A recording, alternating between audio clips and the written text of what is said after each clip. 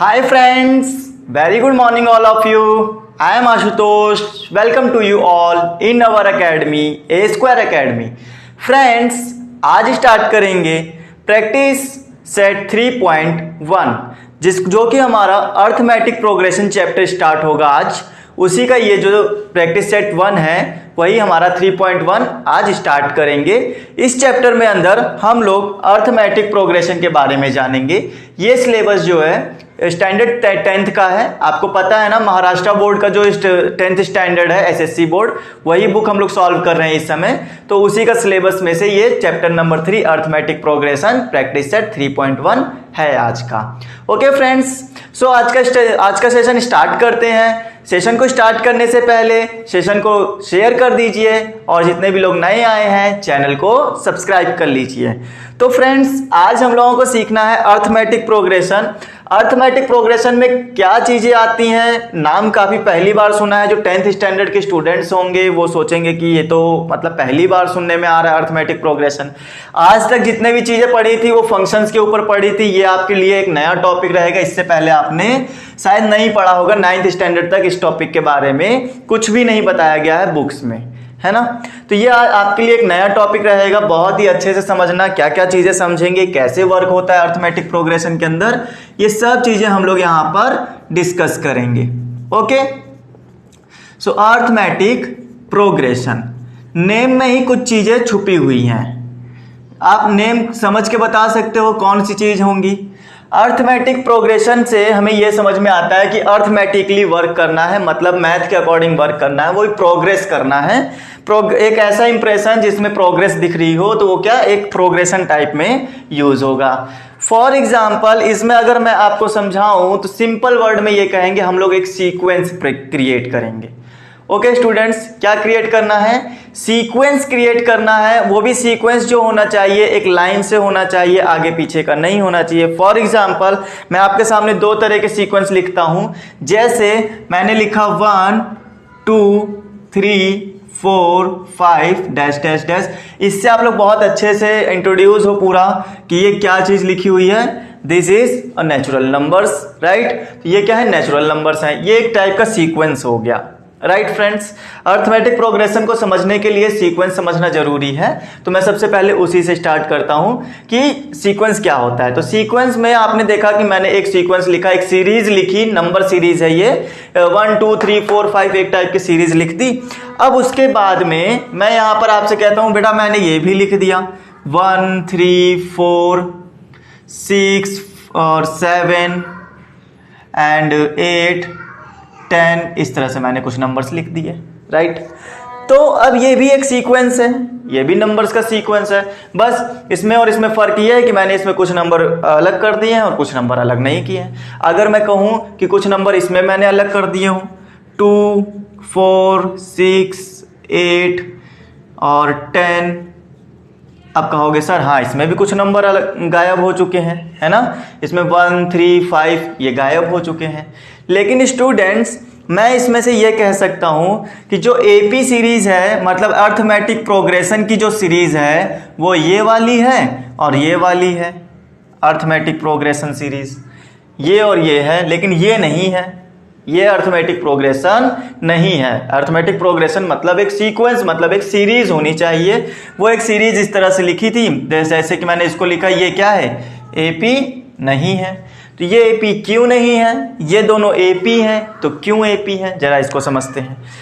AP होने के लिए किन्हीं दो मेंबर्स के बीच में, ठीक है, किन्हीं दो मेंबर्स के बीच में जो डिफरेंस आता है ना बेटा, वो सेम होना चाहिए। एवरी ईच मेंबर, हर एक मेंबर के बीच में वो क्या होना चाहिए? सेम होना चाहिए। फॉर एग्जाम्पल, इनके बीच का डिफरेंस आप देखोगे 1 आएगा, राइट। अगर मैं 2 और 3 के बीच की बात करूं तो वो कितना आएगा? 1 आएगा। और अगर मैं 3 और 4 के बीच की बात करूं, डिफरेंस कितना आ रहा है? 1 आ रहा है। हर दो मेंबर के बीच में जो डिफरेंस आ रहा है, आगे आने वाला जो मेंबर है और पीछे आने वाले मेंबर के बीच में कितना डिफरेंस आता है? 1 आता है। मतलब हर जगह पे डिफरेंस क्या हो रहा है? सेम हो रहा है। कैलकुलेट कर सकते हो ना। बट यही चीज आप इसमें देख सकते हो। अगर इसमें आप सीरीज में देखोगे तो हर जगह 2 2 2 और 2 का डिफरेंस मिल रहा होगा स्टूडेंट्स। मिल रहा है 2 2 का डिफरेंस। इसका मतलब हर डिफरेंस जो है हर मेंबर के बीच में सेम डिफरेंस है, तो हम ये कह सकते हैं कि ये क्या है, एक एपी सीरीज है। हम लोग इसको एक एपी सीरीज बोल सकते हैं, means this is an arithmetic progression.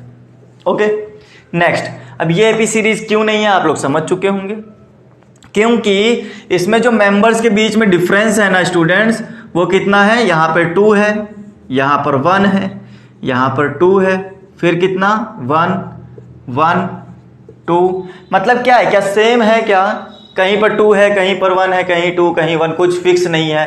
तो क्या हुआ, ये अर्थमेटिक प्रोग्रेशन नहीं हुआ, राइट। तो ये होता है अर्थमेटिक प्रोग्रेशन को समझना, और अर्थमेटिक प्रोग्रेशन आपकी ऐसे ही वर्क करती रहेगी। ओके फ्रेंड्स, अब चलते हैं आपको कि ये स्टैंडर्ड फॉर्म में कैसे पढ़ा जाता है, एक अर्थमेटिक प्रोग्रेशन में स्टैंडर्ड फॉर्म कैसे लिखा जाता है उसको समझाते हैं कि अर्थमेटिक प्रोग्रेशन का स्टैंडर्ड फॉर्म में फॉर्मूला क्या बन के तैयार होगा, उसको लिखना कैसे है, उसमें कौन कौन से टर्म्स आएंगे, ठीक है, उन चीज़ों के बारे में हम बात करते हैं। देखो, जैसे कि मैंने कहा आपको एक मेंबर होना चाहिए, उसका अगला वाला जो मेंबर होना चाहिए वो सेम डिफरेंस पर होना चाहिए, राइट स्टूडेंट्स। मैंने ये कहा कि अगर एक मेंबर बैठा हुआ है तो उसका जो अगला मेंबर है वो 5 मीटर दूर बैठा है, तो जो तीसरा वाला मेंबर होगा वो दूसरे वाले मेंबर से भी क्या होगा, सेम डिफरेंस पर होगा, मतलब 5 सेंटीमीटर दूर पर बैठा होगा, ठीक है। तो यहाँ तक मैंने ये सारी बातें आपको समझाई थी।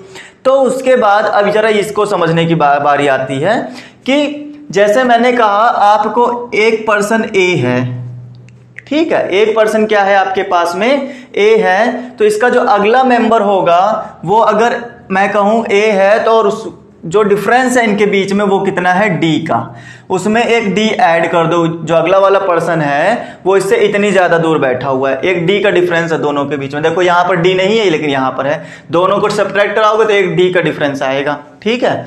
अगला वाला जो मेंबर आएगा वो भी क्या होगा, एक डी और ज्यादा हो जाएगा, मतलब उतना ही डी और बढ़ गया, ठीक है। इनके बीच में डिफरेंस आना है ना, तो इस बार डी नहीं, इस बार 2d हो जाएगा, राइट स्टूडेंट्स। पहला मेंबर ए था, अगले वाले में डी का डिफरेंस दिखेगा तो a प्लस डी हो जाएगा, फिर और डी आगे चले जाओ, फिर एक और डी आगे चले जाओ। डी क्या है, डी एक नंबर है बेटा, डी कुछ भी ले सकते हो, मैं स्टैंडर्ड फॉर्म बना रहा हूं ना, तो डी आप कुछ भी ले सकते हो, 3 हो सकता है, 4 हो सकता है, 5 हो सकता है। ए क्या है, ए भी कोई भी नंबर हो सकता है। तो ये एक टाइप की क्या है, सीरीज बन रही है, जो कि एपी सीरीज हम लोग बनाने की कोशिश कर रहे हैं, जिसमें आप देखोगे हर मेंबर के बीच में एक डिफरेंस मिलेगा, डी का डिफरेंस मिलेगा और सेम पोजीशन पे होगा, a प्लस 4d आ जाएगा। फिर आप कहोगे सर इसी तरह से चलता रहेगा ना। अच्छा, मैं इसको एक बार और लिखता हूं, क्यों लिखता हूं जरा उसको समझना, मैं इसको क्या समझाना चाहता हूं वो समझना। मैंने पहले कहा a आएगा, फिर उसके बाद में a प्लस डी, मतलब एक d क्या होगा, ज्यादा हो जाएगा, फिर से एक d और ज्यादा हो जाएगा, a प्लस 2d आ जाएगा, है ना, दिख रहा है वहां पर। फिर a प्लस 3d, फिर a प्लस 4d, आप समझ गए होंगे, a plus 5d, a plus 6d, a plus 7d, a plus 8d। कहाँ तक, क्या हर बार लिखते ही चले जाएं क्या, नहीं ना स्टूडेंट्स। आप देखो बदल क्या रहा है, चेंज क्या हो रहा है, डी के साथ में यहाँ जो नंबर लिखा हुआ है वो कंटिन्यूसली चल रहा है ना। तो 1 2 3 4 5 6 7 8 इस तरह से क्या हो गया, इतने डी आते जाएंगे, 4d 5d 6d। तो जो लास्ट में नंबर आ रहा होगा हमने सोचा nd आ रहा होगा। n का क्या मतलब है, n is an natural number. n क्या है, वो एक नेचुरल नंबर है, हमने ऐसा मान लिया है कि अब चाहे नेचुरल नंबर 10 टर्म का हो चाहे कितने भी टर्म का हो, हमसे मतलब नहीं है। तो ये क्या हो गया, एक टाइप का नेचुरल नंबर हो गया, ठीक। तो लास्ट टर्म क्या बनता है हमारा, tn is equal to a plus nd, ये हमारा क्या बन गया, एक टर्म बन गया। ओके, तो ये तो हो गई हमारी एपी सीरीज बनाना। एपी सीरीज तो बन गई, ये सीरीज आपको याद भी रहनी चाहिए।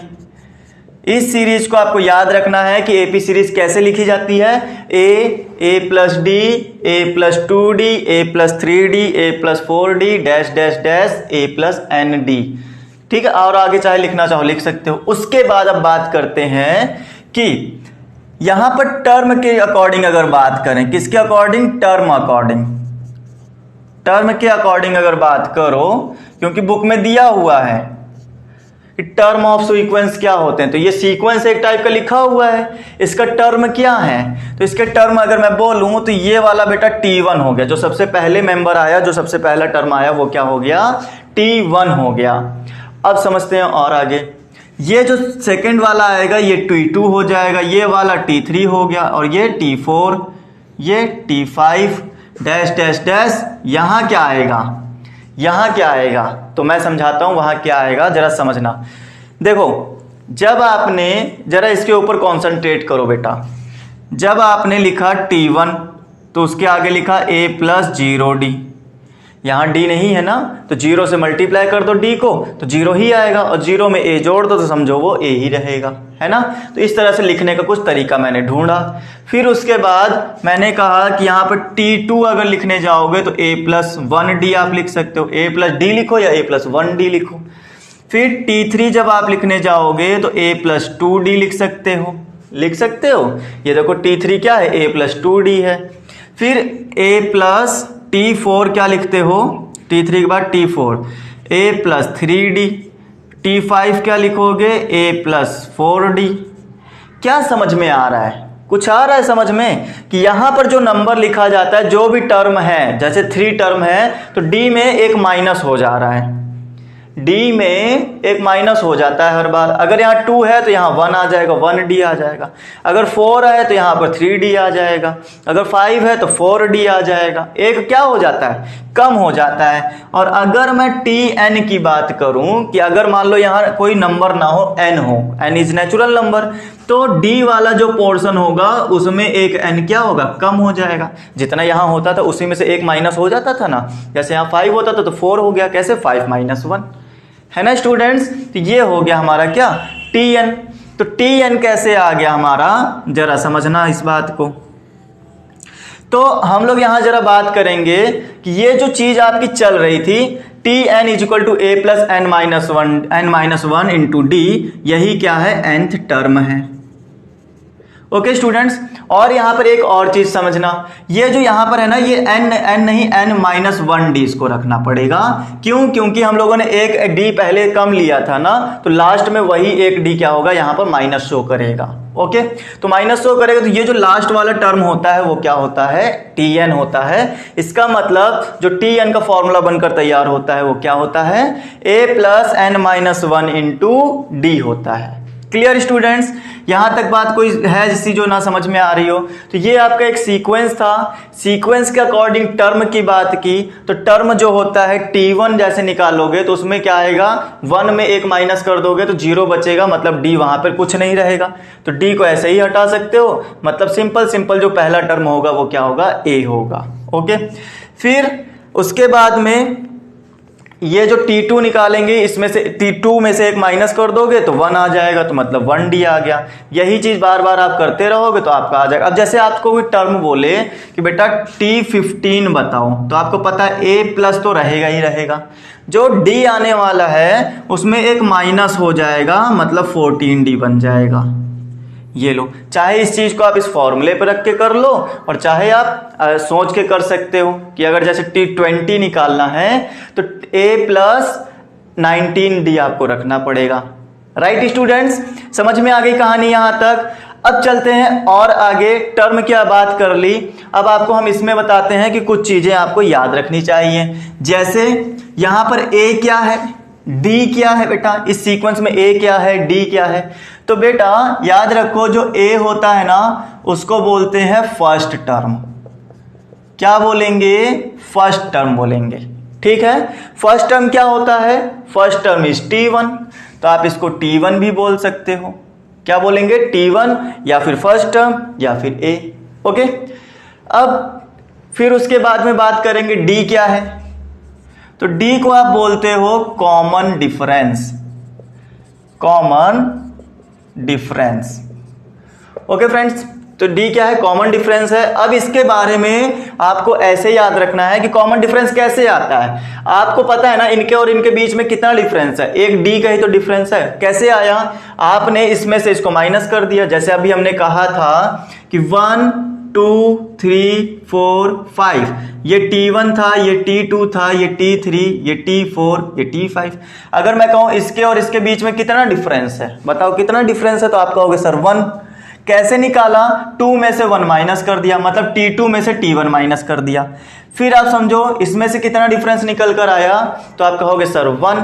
कैसे आया, जब T3 में से T2 को माइनस किया होगा तभी तो आया। तो यहां पर एक फॉर्मूला ये बनता है कि आपको अगले टर्म में से पिछला टर्म क्या कर देना है, माइनस कर देना है। ठीक है, अगले टर्म में से पिछला टर्म को माइनस कर देना है। जैसे कि अगर मैं बात करूं तो यहां आप ऐसे लिख सकते हो कि T2 minus T1, T2 minus T1, T2 में से T1 घटाओगे तो आपका आंसर आ जाएगा। या फिर हम ऐसे बोलें T3 माइनस T2, ओके, ऐसे भी कर सकते हैं। या फिर आप कह सकते हो T4 माइनस T3, मतलब पहले बाद वाले में से पहला वाला टर्म क्या कर देना है, माइनस कर देना है, वही आपका D बनाकर दे देगा आंसर में। बताओ यहां तक समझ में आई कि नहीं आई बात, ओके। अच्छा, अब जरा एक और चीज समझते हैं बेटा। ये आपने देखा था ना, ये एक टाइप का फॉर्मूला बन गया था। जो Tn आया था वो कितना आया था, वो आया था a plus n minus 1 into d. This is your formula, आप इसको याद कर सकते हो। nth टर्म फॉर्मूला है, अप्लाई भी होगा, बहुत हजारों बार इसी का काम आने वाला है, तो इसको दिमाग में डाल लो। ठीक है, फिर उसके बाद में मैं यहाँ ये समझाने जा रहा था कि जो Tn है वो क्या है, a plus n minus 1 into d, है ना। तो देखो कहाँ आ रहा है, सबसे लास्ट में आ रहा है ना। तो इसी को आप क्या बोलते हो, लास्ट टर्म। क्या बोलोगे, तो लास्ट टर्म का फॉर्मूला होता है Tn, और Tn का फॉर्मूला क्या है, a plus n minus 1 into d होता है। ओके, बताओ यहां तक बात समझ में आ गई। और इसको, ये जो Tn है लास्ट टर्म है, लास्ट टर्म को आप L से भी डिनोट कर सकते हो। ठीक है, किससे डिनोट किया जा सकता है, L से भी डिनोट किया जा सकता है। यह बात आपको समझ में आ जानी चाहिए। अगर इतनी कहानी समझ में आ गई, अब चलेंगे प्रैक्टिस सेट के ऊपर और समझाएंगे कि प्रैक्टिस सेट में कैसे काम करना है, और जो चीजें हमको वहां नहीं मिलती जाएंगी हम उनको ऊपर भी डिस्कस करते चलेंगे। ओके, चलो देखते हैं।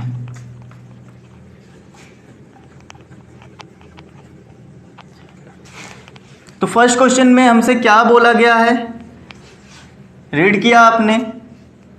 फर्स्ट क्वेश्चन हमसे क्या कहता है, जरा इसके बारे में बताओ। तो हम बताते हैं आपको। फर्स्ट क्वेश्चन इन्होंने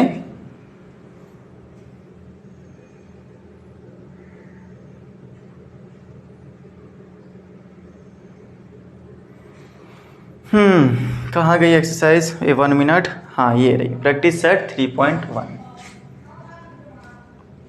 यहां लिख लेते हैं practice set 3.1। Okay students, so which of the following sequence are AP. आपको बताना है कौन सा सीक्वेंस है जो कि एपी में है। तो मैंने सबसे पहले यही काम तो करवाया था आपको। यहां लिखा था ये एपी है, ये एपी नहीं है, फिर एपी है, 3 सीक्वेंस लिख के दिखाई थी। स्टार्टिंग में ही बताया था। कैसे बताया था, उनके बीच में जो डिफरेंस था वो सेम था। तो वो कैसे आया था, डिफरेंस आया था तो वो माइनस करने से आया था। कैसे आया था, आगे वाले टर्म में से पीछे वाला माइनस कर दिया था तो डिफरेंस सेम आया था। और जिसमें सेम था हमने कहा था वो एपी है, जिसमें नहीं था वो नहीं है। यही काम आपको कर लेना है। If they are AP find the common difference. अगर वो एपी हैं तो कॉमन डिफरेंस बताओ बेटा। ठीक है, फर्स्ट क्वेश्चन ने हमसे ऐसा कह दिया। हम पहले ही क्वेश्चन से लेकर चलते हैं फर्स्ट का फर्स्ट पार्ट, जरा समझना बात को। इन्होंने कहा 2 4 6 8 डैश डैश डैश, सबको दिख रहा होगा सबके बीच में 2-2 का डिफरेंस है, तो आपका आंसर आ जाएगा।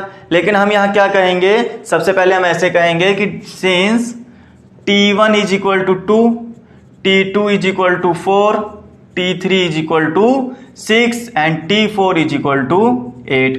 इसी तरह से आगे चलता रहेगा। राइट स्टूडेंट्स, इसी तरह से क्या होगा, आगे बढ़ती रहेगी कहानी। लेकिन फिर उसके बाद आप कह सकते हो कॉमन डिफरेंस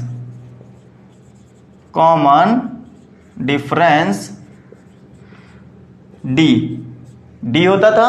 तो इसका फॉर्मूला क्या होता था, आगे वाले टर्म में से पीछे वाले को माइनस कर दो। और देखो क्या ये इक्वल आ रहा है हर एक के बीच में। तो आप देखो यहां पर हमने निकाला T2 माइनस T1 करके, फिर आप T3 माइनस T1 के बीच, T2 के बीच का भी चेक करो, T3 माइनस T2 क्या दोनों डिफरेंस इक्वल आ रहे हैं? अगर इक्वल आ रहे हैं तो इसका मतलब क्या है, सीपी जो सीरीज है वो AP में है। तो देखो कैसे करना है। T2 की वैल्यू कितनी रखी, 4 minus 2 is equal to 6 minus 4। तो आप कहोगे sir 2 is equal to 2, that is this series is an AP series. Right students, अगर AP सीरीज है तो कॉमन डिफरेंस कितना आ रहा है? आपने अभी यही कॉमन डिफरेंस निकाला है, D इज इक्वल टू 2 आ रहा है, that is your answer. Okay friends, समझ में आ गई बात। चलते हैं नेक्स्ट क्वेश्चन के ऊपर। क्वेश्चन नंबर 2 में क्या बोला है, ठीक। सो अब ये क्वेश्चन आपको करके दिखाया ना, अब इसी तरह से इसी पैटर्न पे सारे क्वेश्चन करने हैं, सब के सब क्वेश्चन इसी पैटर्न पे करने हैं। मैं शॉर्टकट में सिखाऊंगा तो आपको समझना कैसे सिखाया गया है। हाँ, मैं ज़्यादा लिखने की कोशिश नहीं करूंगा, समझाने की कोशिश करूंगा। तो 5/2 3 7/3 ये चीज़ आपको दी गई है। तो आपको पता है ना कि जो फर्स्ट ये वाली जो चीज़ है वो क्या है, T1, ये क्या है T2, और फिर T3, दिस इज T4। पता है ना स्टूडेंट्स। इसी तरह T5 T6 निकलता आएगा। फिर आपको पता है कॉमन डिफरेंस बताना है। अगर कॉमन डिफरेंस सेम रहा तो AP सीरीज है, अगर कॉमन डिफरेंस सेम नहीं रहा तो AP सीरीज नहीं है। चेक करो बेटा। तो हम लोग यहां लिख देते हैं कॉमन डिफरेंस। कॉमन डिफरेंस का सिंबल क्या होता है, D होता है, तो हमने यहां डायरेक्ट D लिख दिया। चलो, D is equal to T2 minus T1, और इसी को इक्वल दिखाना है T3 माइनस T2 के, क्योंकि इन्हीं दोनों से तो D आएगा, और अगर दोनों ही सेम आ जाए तो AP है। जरा चेक करो, T2 हमारे पास है 5/2 माइनस 2, T3 है 3 माइनस 5/2। सही लिखा है। आपको पता होगा कि यहाँ पर 1 है, यहाँ पर भी 1 है। एलसीएम कैसे लेते हैं, तो 2 1 जा 2, 1 5 जा 5, 2 2 जा 4 इज इक्वल टू 2 3 जा 6 माइनस 5/2। तो आप कहोगे सर ऊपर आ गया 1 नीचे आ गया 2, यहाँ पर भी कितना आ गया 1 नीचे आ गया 2, दोनों ही सेम है। दोनों ही क्या है, सेम है। इसका मतलब D की जो वैल्यू आएगी वो आएगी 1/2। राइट फ्रेंड्स, समझ में आ गई कहानी। तो इस तरह से फर्स्ट क्वेश्चन को आपको सॉल्व करना था। ऐसे ही सारे क्वेश्चन करने हैं, कोई भी क्वेश्चन आपका फंसना नहीं चाहिए। ओके, चलो आगे चलते हैं। आगे नेक्स्ट क्वेश्चन जो दिया हुआ है क्वेश्चन नंबर 3 के ऊपर, उसमें समझते हैं क्या क्या चीजें दी गई हैं। चलो आ जाओ। तो सॉल्यूशन करने का सेम प्रोसेस है, कुछ भी चेंज नहीं है। आपको ये बात समझ में आ गई होगी कि कैसे हम लोगों को करना चाहिए। देखो नेक्स्ट क्वेश्चन में क्या दिया हुआ है, हम लोग उसके ऊपर डिस्कस करते हैं अब।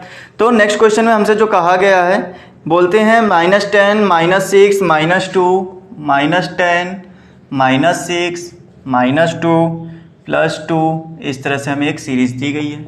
स्टूडेंट देखने से ही पता चल रहा है कि सबके बीच में +4 का डिफरेंस है।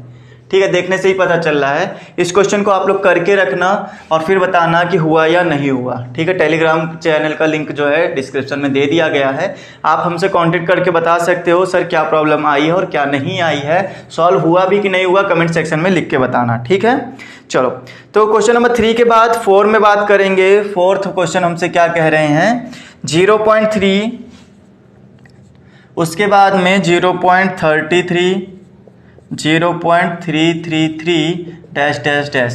देखने से तो मुझे नहीं लगता कि ये कॉमन डिफरेंस का मतलब सेम आने वाला है, देखने से तो नहीं पता चल रहा। करके देखते हैं क्या आएगा। तो जरा समझो, ये चीज़ क्या है T1, ये क्या है T2, ये क्या है T3 डैश डैश डैश। तो हम लोग कहेंगे D निकालना है। D क्या होता है students, T2 minus T1, T3 minus T2 होता है। तो समझो जरा, T2 क्या है 0.33 minus 0.3 is equal to T3 क्या है 0.333 माइनस 0.33। राइट स्टूडेंट्स, आप देख रहे हो कि इसको लाइक डेसिमल बना लो क्योंकि ये अनलाइक डेसिमल है। तो लाइक डेसिमल कैसे बनाते हैं, यहाँ 2 डिजिट है डेसिमल के पास में, यहाँ भी 2 डिजिट कर लो, एक 0 इंक्रीज कर लो। यहाँ 3 डिजिट है तो यहाँ भी क्या करो 0 इंक्रीज कर लो, ताकि आप माइनस करने में घबराओ नहीं। अब देखोगे तो 3 में से 0 माइनस होगा तो 3 बचेगा, और 3 में से 3 माइनस हुआ तो 0 बचा। तो ये हो गया आपके पास 0.03। इसमें सॉल्व करो, 3 में से 0 माइनस करोगे तो आपके पास 3 आंसर आएगा, फिर 0 आएगा, फिर 0 आएगा। That is your answer. क्या सेम है 0.03 0.003? क्या सेम है? बिल्कुल सेम नहीं है। पूरे 0.100 का डिफरेंस आ रहा है, तो हम लोग क्या यहाँ पे सेम नहीं कर सकते। इसका मतलब ये AP नॉट AP, हम सीधा लिख दे रहे हैं नॉट AP। समझ जाना, this is not AP series. Okay, तो इस तरह से हमें नॉट AP वाली कंडीशन भी मिल गई है। समझ में आ गया है कि कैसे किया है। राइट फ्रेंड्स, चलो आगे चलते हैं, आगे समझते हैं इन क्वेश्चंस को और क्या क्या करना है। जैसे कि हम बात करेंगे यहाँ पर क्वेश्चन नंबर 4 के बारे में। क्या, सॉरी, क्वेश्चन 4 तो हो चुका है ना। 5 के बारे में बात करते हैं। 5 में हमसे क्या कहा गया है, जरा ये भी समझो। तो इन्होंने कहा कि 0, -4, -8, -12। बेटा साफ साफ दिख रहा है -4 का डिफरेंस आ रहा है। ठीक है, तो आप करके देखना, आंसर आएगा इसका। उसके बाद में यहाँ पर दिया गया है -1/5, -1/5, -1/5। ये भी एक टाइप की AP सीरीज है जिसके बीच में कितना डिफरेंस है, 0 0 का डिफरेंस मिल रहा है, मतलब कोई भी डिफरेंस नहीं है, फिर भी ये क्या है, एक AP सीरीज बनेगी। 7th क्वेश्चन की बात करेंगे। 7th क्वेश्चन करके देखना पड़ेगा कि उसका सॉल्यूशन है या नहीं है हमारे पास में। ठीक है, तो कैसे करोगे इस क्वेश्चन को, जरा समझ लो। कुछ चीज़ों में रूट लगा हुआ है और कुछ चीज़ों में रूट नहीं लगा हुआ है।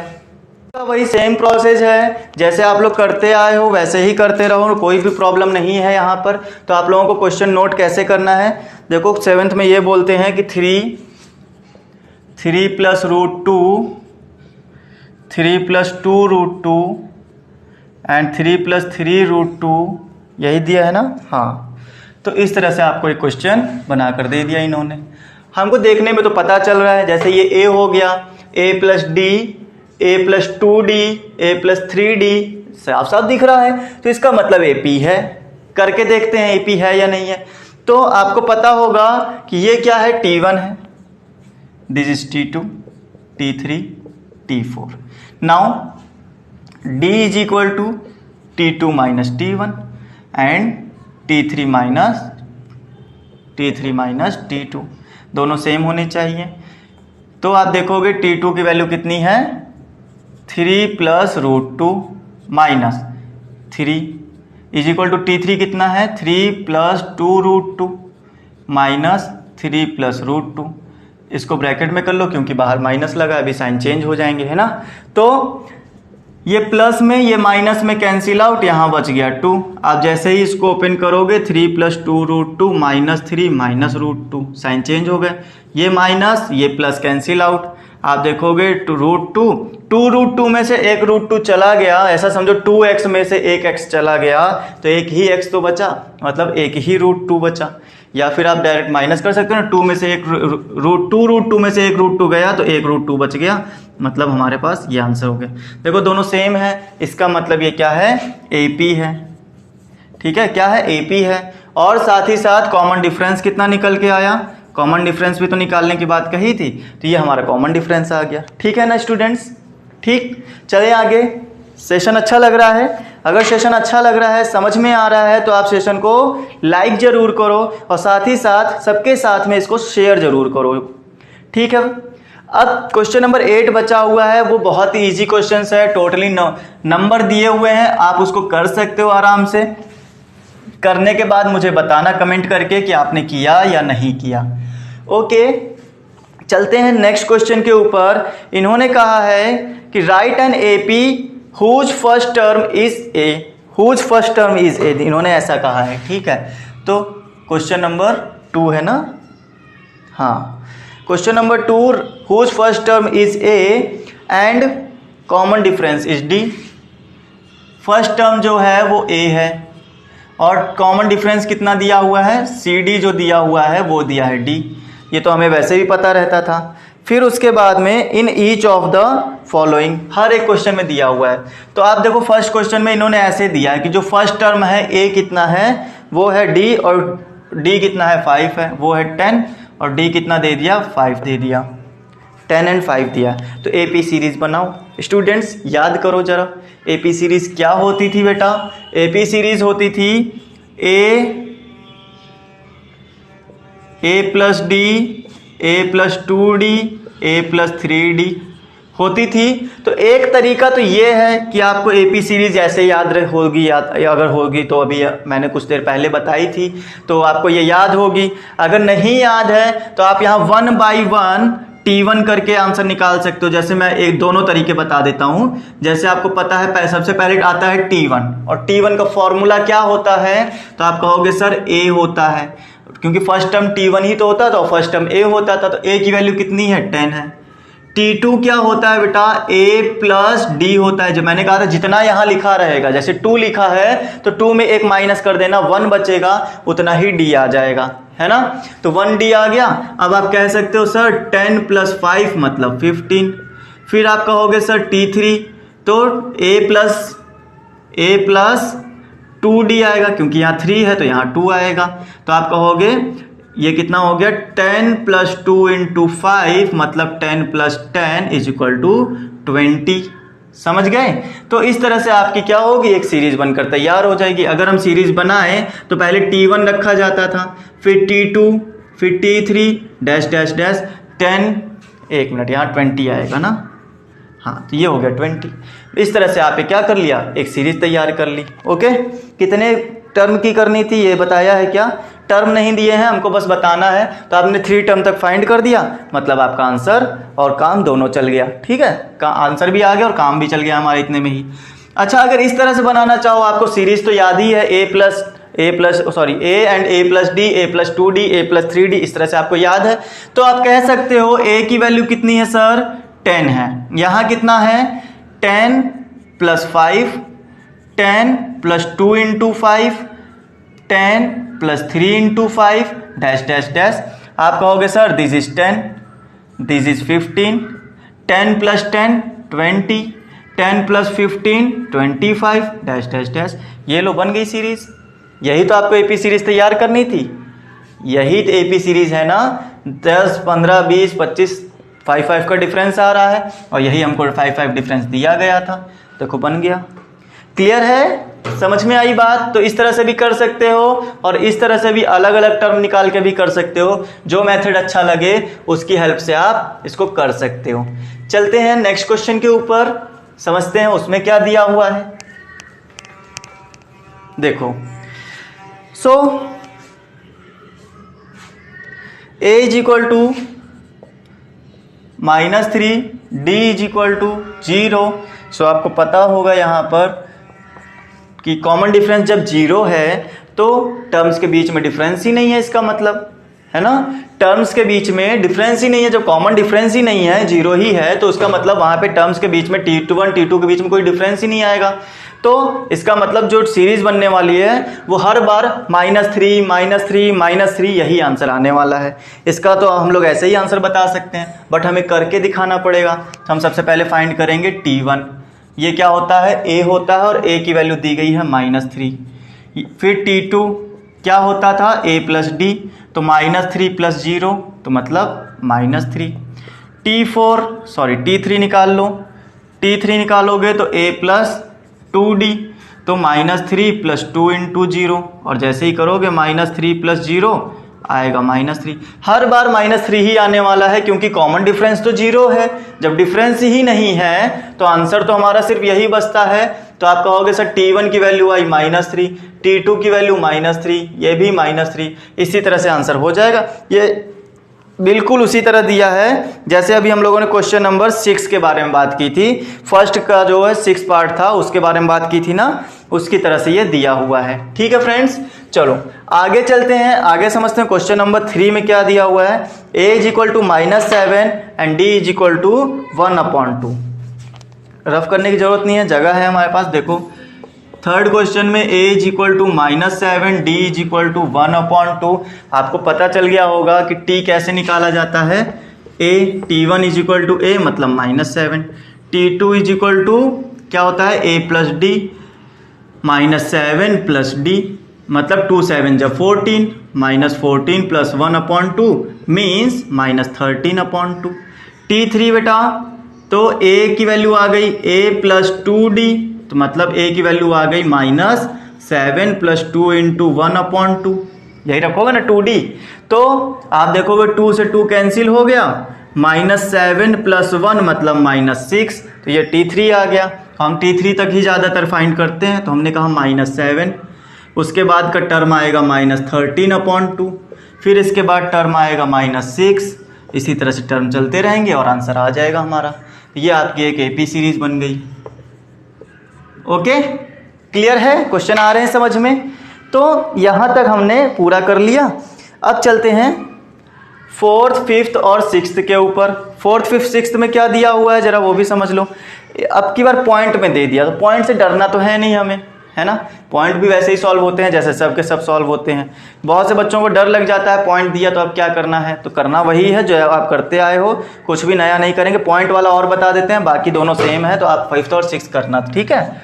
चलो 3, 2 और 4 हम लोग बता देते हैं। 4th में क्या करना है आपको समझो। देखो, तो 4th में इन्होंने कहा कि a is equal to -1.25, d is equal to 3 है, d इज इक्वल टू 3 दिया हुआ है। तो जरा बताओ मुझे, क्या कुछ भी डिफरेंस दिखता है क्या? सब कुछ तो वही है ना। T1 is equal to a आएगा, मतलब 1.25 आंसर हो गया। T2 होगा a प्लस d, मतलब 1.25 प्लस d, 3 हो गया, ठीक है। फिर उसके बाद में आप इसको ऐड करो, ऐड करोगे तो माइनस हो जाएगा, 3 में से इतना माइनस होगा, तो कैसे माइनस कर लें? 0 0 लगा, जिन बच्चों को नहीं आ रहा हो वो ऐसे माइनस कर सकते हो, ठीक है। 3 के बाद में 0.00 लगा सकते हो, आप माइनस करोगे 75 हो जाएगा और यहाँ पर बचेगा 1, ठीक है स्टूडेंट्स। तो ये हो गया आंसर हमारे पास 1.75। उसके बाद चलते हैं T3 के पास में, देखोगे तो a प्लस 2d लिखेंगे, a की वैल्यू 1 प्लस 25, d की 2d लिखना है ना, तो 2 इंटू डी की वैल्यू 3 मीन्स 1.25 प्लस 6, जैसे ही माइनस करोगे तो आपके पास में आ जाएगा 4.75, कितना आ गया? 4.75 आंसर हो गया। तो इस तरह से आप कर सकते हो। कैसे किया? 4.7, यहाँ 6.00 कर लेना, जैसे अभी किया था वैसे ही कर देना, आंसर आ जाएगा, ठीक है। चलो अब नेक्स्ट क्वेश्चन कौन सा है? 2 के बाद में 3 आते हैं। 3 में लिखा first find the first term and common difference for each of the AP. फिर से वही चीज़ सवाल पूछ ली है जो जब अभी हम लोग फर्स्ट क्वेश्चन में करके आ रहे थे, कॉमन डिफरेंस ही तो बता रहे थे, वही चीज़ फिर से बताओ। इनको रिपीट कर करके एक एक सवाल को बार बार पूछ रहे हैं, है ना। चलो देखो,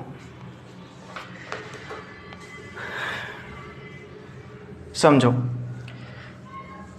3 फर्स्ट क्वेश्चन में लिखा 5 1 -3 5 1 -3 -7 डैश डैश डैश, फिर हमसे कहा है a बताओ और d बताओ।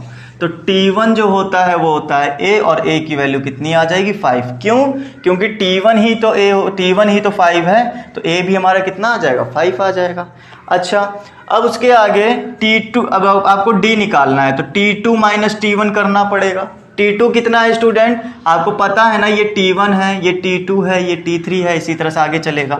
तो 1 - 5 मीन्स -4, ये आपका D हो गया, -4। सेकेंड क्वेश्चन समझो, सेकेंड क्वेश्चन समझो। कहा है 0.6 0.9 1.2 1.5, साफ साफ दिख रहा है 0.3 का डिफरेंस चल रहा है ना। 0.3 का डिफरेंस चल रहा है, तो आपको पता होगा कि T1 जो होता है a होता है, और a की वैल्यू कितनी आ गई? 0.6, ये फर्स्ट टर्म निकल आया। फिर उसके बाद में d निकालना है, तो T2 माइनस T1 करोगे, T2 है 0.9 माइनस 0.6, आंसर आएगा 0.3, that is answer. Okay friends, आगे चलते हैं क्वेश्चन नंबर 3 के ऊपर। क्वेश्चन नंबर 3 में क्या दिया हुआ है? 1 2 7 1 3 5 1 2 7 1 3 5 1 4 3 1 5 1।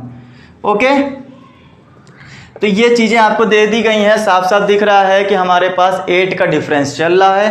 तो a की वैल्यू मैं डायरेक्ट लिख देता हूँ 127 आएगा, और d की वैल्यू क्या आएगी t2 माइनस t1, t2 है 135 माइनस 127 मीन्स 8।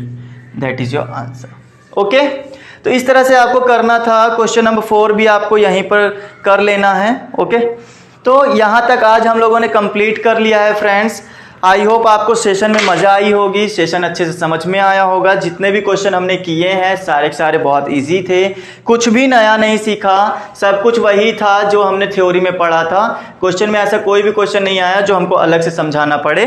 थ्योरी जिसने कंप्लीट कर ली वो क्वेश्चन आराम से कर लेगा। राइट फ्रेंड्स, तो आज का सेशन यहीं ख़त्म करते हैं। जाते जाते बता देते हैं आपको, सेशन अगर पसंद आया है तो सेशन को लाइक ज़रूर करना, जितने भी लोग नए आए हो सब्सक्राइब करना, हमारी फैमिली का मेंबर बनना।